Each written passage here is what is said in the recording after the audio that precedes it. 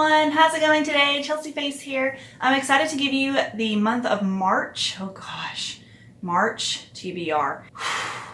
So if you don't know by now, I'm not very good at keeping TBRs, but I like to at least kind of have an idea of what I'm going to be reading. I sometimes will buy a new book or a new manga or comic and I'll just like put that in my TBR and throw something out. But this is kind of just a general idea of the things I'm going to be reading this month. So forgive me if I don't read everything, but also it's just kind of how I am. I mood read a lot, so let's get into it. The first thing I want to read is Gone Girl by Gillian Flynn. This is a book that I've had for a long time, at least over a year or two, just sitting on my shelves. I think it came out in, I think this came out in like 2012 or something like that. So it's been out for a while, but it's a thick, thick book.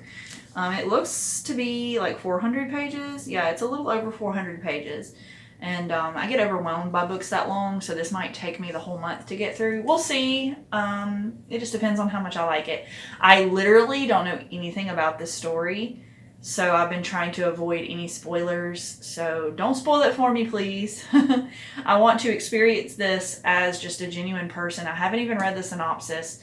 So I don't know what this entails, but maybe that'll be good. Maybe that'll make it better because I've heard very polarizing things on this. A lot of people, most people that I've read love this, but a few people hate it. So I'm interested to see where I go on this. I just know it's one of those staple thrillers that everyone has read and I wanted to check it out for myself and I found it really cheap a while back. The next thing I want to read, I've already started. I'm about halfway through volume 5 of Shortcake Cake.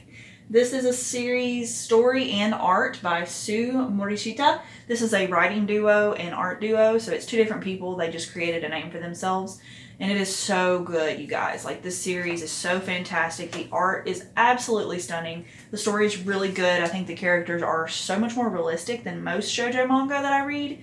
The main character, Ten, is fabulous, and she's got these two guys that she's in a love triangle with. I don't want to spoil anything, so I'm just going to say that she's trying to decide between the two guys, and the covers can be misleading, so don't 100% believe these. She's got these 2 or 3 guys that she's trying to decide between, and I have some theories for what's going to happen, and I'm really, really excited to where it's leading to. It's so cute and so steamy. There's characters who put on glasses in this volume, and I'm like, whew, boys with glasses and anime, they get me. That's my weakness. But yeah, I highly recommend this if you're interested. Next, I want to read volumes 1, 2, and 3 of Yu Yu Hakusho. I have recently started buying these up and I'm trying to get the whole series. It's pretty long. I think like 19 volumes, something like that. I'll have to look into that. But it's one that I've always wanted to read. I love the anime. I own every episode.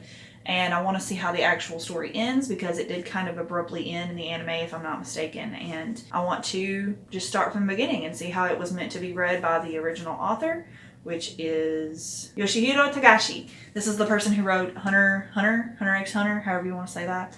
And I want to read that as well too one day. Maybe I'll do that after this one if I really, really like it. But I love the covers. They're so 80s, 90s. And it's so good. Like, this is one of my top favorite anime, and I can't wait to read this story. So I've got the first 3 volumes here, and I'm slowly collecting them. The next thing I have is something that was supposed to be on last month's.